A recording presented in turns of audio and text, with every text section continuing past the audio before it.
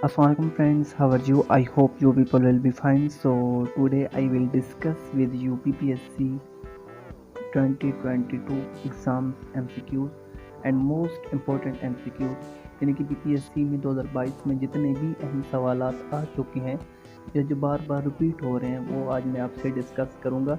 इससे पहले भी मैं आपको एक लेक्चर इस पे दे चुका हूँ। अगर आपने वो देखना हो तो मैं डिस्क्रिप्शन में इसका लिंक दे दूँगा, वो भी आप देख लेना। और इसके अलावा भी मैंने PPSC, FPSC और NTS के ऊपर बहुत सारी वीडियोस अपने चैनल पे डाल रखी हैं, यानी कि वो MCQs जो पहले पेपर्स में आ चुके हैं वो भी आप वहाँ से ले सकते हैं। और अगर आपको PDF चाहिए तो कमेंट में आकर आप मुझसे रब्ता कर सकते हैं। So let's start our lecture. What is mean by equinox? So equinox का क्या मतलब होता है? डे एंड नाइट इक्वल, यानी कि जब दिन और रात की जो टाइमिंग एक जैसी हो जाती है तो उसे क्या कहा जाता है? Equinox. Land of seven hills, तो लैंड ऑफ सेवन हिल्स किसे कहा जाता है? रोम को कहा जाता है। Which country is called cockpit of Europe? तो कौन सी कंट्री यूरोप में है जिसे कॉकपिट कहा जाता है? तो बेल्जियम को कहा जाता है। The world largest diamond producing country is, तो वो कौन सी कंट्री है दुनिया में जो बहुत ज़्यादा डायमंड प्रोड्यूस करती है? और डायमंड सबसे ज़्यादा कीमती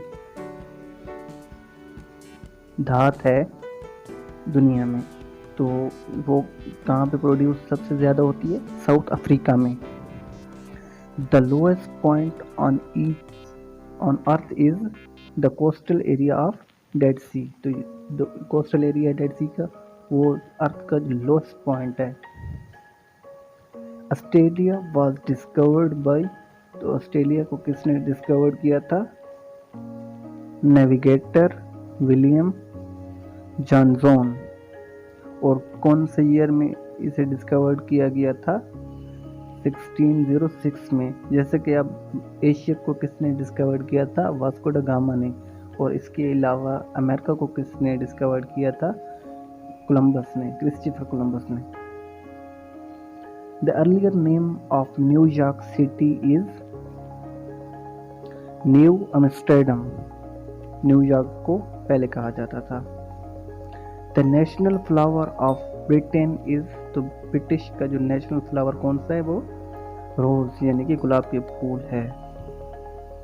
विच country is separated from Ethiopia by the Red Sea, तो वो कौन सी कंट्री है जो इथोपिया के जरिए रेड सी से अलग है?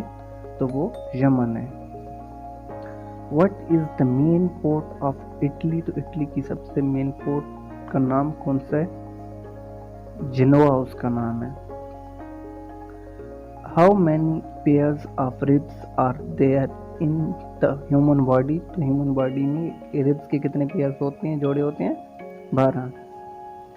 Ga is the symbol of which element, तो गैलियम का ये सिंबल है। In which country is the Great Slave Lake, तो वो कौन सी कंट्री है जिसमें ग्रेट स्लेव यानी कि जो गुलाम होते हैं उस, यानी कि लेक, स्लेव का मतलब होता है स्लेव लेक, एक पूरी लेक का नेम है, तो वो कहाँ पे वाक़ई है? कनाडा में। Qantas is the national airline of which country, तो ये किस कंट्री की एयरलाइन है?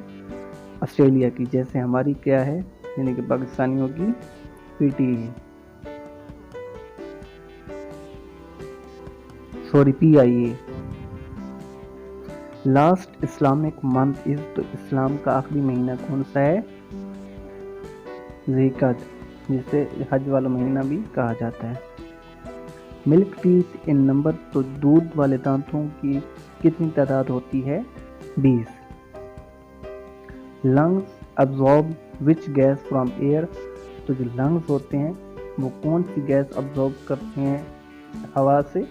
ऑक्सीजन को। Brain is a vital organ. Developing new rules, के नए रूल्स को डेवलप करना, एंड प्रिंसिपल, और प्रिंसिपल को on the basis of given facts के, इसकी बेस पर गिवन फैक्ट्स के तौर पर, and information in memory level is called, इसे क्या कहा जाता है, generalisation.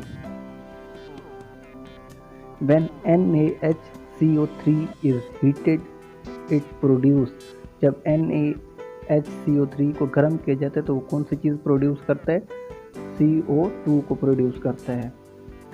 Circumference of earth is around, तो 30,000 किलोमीटर है तकरीबन। इंडियन रेलवे स्टार्टेड ऑपरेशन, तो इंडियन रेलवे ने सब यानी कि कब अपना जो ऑपरेशन स्टार्ट किया था, 1853 को। सिनोनिम ऑफ बैनिश इज, तो बैनिश का मतलब होता है बाहर निकाल देना या निकाल देना, तो इसका मतलब है एग्जाइल। एग्जाइल का मतलब भी होता है बेदखल कर देना। The idiom to bury the hatchet means, तो इस इडियम मतलब, जिस इडियम का मतलब है to bury the hatchet means, तो इसका मतलब होगा टू मेक पीस, यानी कि अमन की कोशिश करना। सिनोनिम ऑफ डिलिजेंट, तो डिलिजेंट का जो मतलब होता है वो होता है हार्ड वर्किंग, यानी कि मेहनती।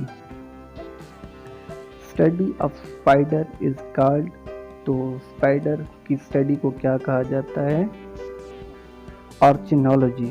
और इसके अलावा हमारे पास दो और टर्म्स भी पढ़ी हैं, एक सीरोलॉजी है, और serology has been study used historically to confirm the infection with bacteria, की कौन सी बीमारियां जो बैक्टीरिया की वजह से, फंजाई की वजह से या वायरसेस की वजह से होती थी, एंड डिटेक्ट अदर मेथड, और दूसरे मेथड को भी डिटेक्ट करता है। उसके बाद अगली टर्म हमारे पास है जेरोंटोलॉजी। जेरोंटोलॉजी का मतलब होता है it is the study of ageing and older adults, ठीक है। तो स्टडी होती है, बहुत ज़्यादा बूढ़े जो हो जाते हैं एडल्ट्स, तो वो उनके बारे में स्टडी होती है। हु वाज कॉल्ड एडम सानी, तो ये बहुत ही ज़्यादा इम्पोर्टेंट सवाल है और अक्सर पेपर में आ जाता है। आदम सानी किसे कहा जाता है, हज़रत नूह अलैहिस्सलाम को।